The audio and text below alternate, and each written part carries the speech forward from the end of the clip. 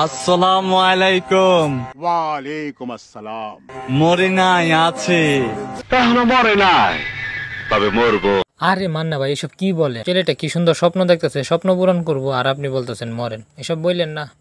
ঠিক আছে, আমি একটু ভেবে দেখি। কিন্তু আশেপাশের কিছু মানুষকে চিনছি।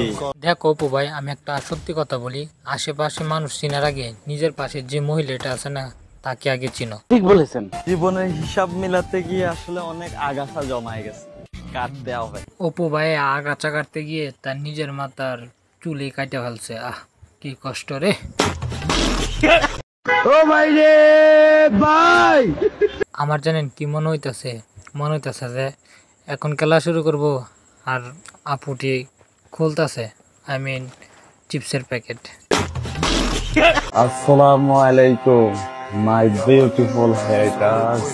জ্বালানের লেগে তো নিজেকে আমি আইটেম বানাই তোর লেগে। যে আইটেম নিয়ে ভাব দেখাইতেছে, সেই আইটেম কিন্তু অন্যজনে গিফট করেছে। আপনি সব খুলে বলুন।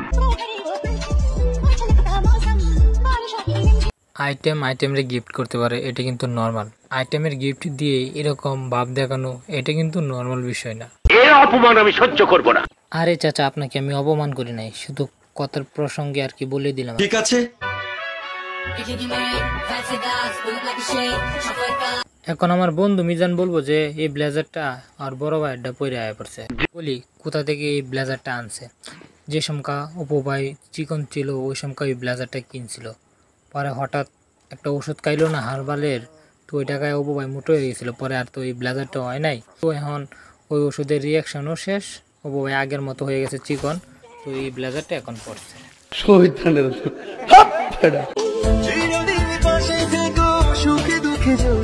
আরে অপু ভাই চিন্তা করেন না, আপনার সাথে থাকবে। আপনি যে পরিমাণ কষ্ট করতেছেন, আপনাকে চাইলে চলে যাইব না, আপনার সাথে থাকবো চিরকাল। যাই হোক, আপনারাই দেখেন ছেলেটা কত কষ্ট করতেছে তার জন্য, কিন্তু কি আর করার, একবার মোটা হয় আবার চিকন হয়। যদিও এটা আপনার ব্যক্তিগত বিষয়। আর কি যে বলবো, টিকটকাররাও রোজার মাসে ভালো হয়ে যায়, আর তারা তো খারাপ কিছু তো করেন নাই, তাদের ভালোবাসাটা প্রকাশ করছে।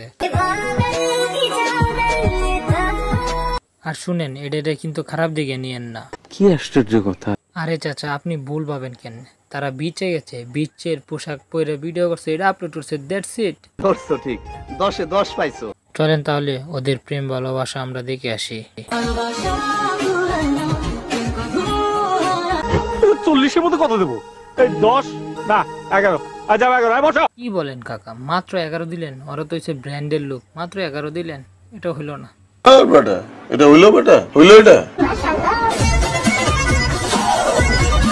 আরে গাইস, তেমন কিছু না, আরবের বুকে আমেরিকানের চুয়া।